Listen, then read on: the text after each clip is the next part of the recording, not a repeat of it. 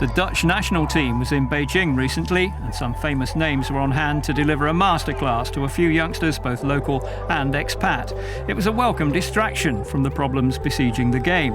The national team is in disarray. The professional league is slowly recovering after years of dodgy dealings. And despite having the world's largest population, the number of children actually playing football is tiny. Hundreds of thousands in a nation of over 1 billion. So what can be done? Out in Beijing's western suburbs, a training session is bringing together youngsters from across the area. Recent Olympic Games have shown that China is quite capable of producing stars in all sorts of sports. But that rush for gold has meant most of the best young athletes are shunted in other directions.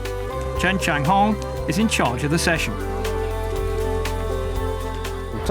In China, children can choose to do all sorts of sports. There's badminton, table tennis, and many others. But since 2009, China has started promoting the playing of football in schools.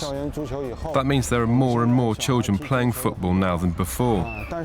Some schools have their own football pitches, but there aren't enough for children to practice when they're not in school, especially at weekends. That's why we provide this place. They can practice in our training facility. This session is particularly special. American coach Tom Bayer helped revolutionize the game in Japan, where football is now the sport of choice for children in what had been a baseball-mad nation. In 2009, he was approached to see whether he could work his magic in China. There's a huge gap between the very best players and the very worst players. And unless you close that gap between the best and the worst, you will not have what I call this paradigm shift in a country's overall level.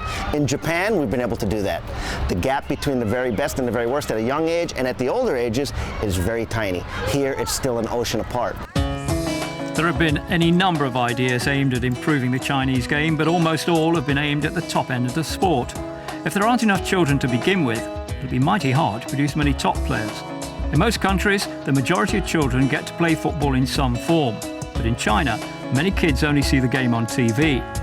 It'll have to change. The educators looked at sport as a distraction to education. And in the West, especially where I'm from, we view sport and education as one and the same. It's the old, healthy body, healthy mind.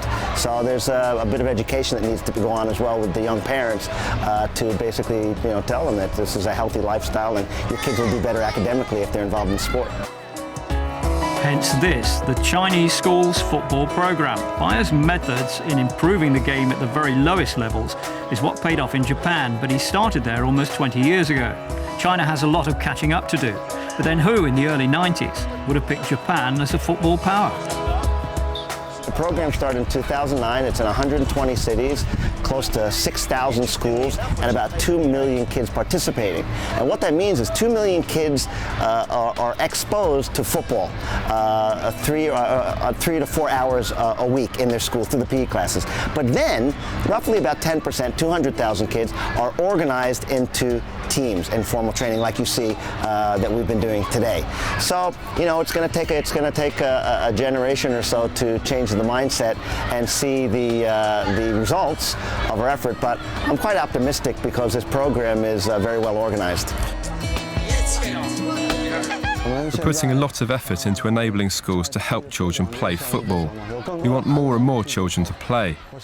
I believe in 10 years' time, Chinese football will be, I wouldn't say better than Japan or Korea, but maybe close to their standard.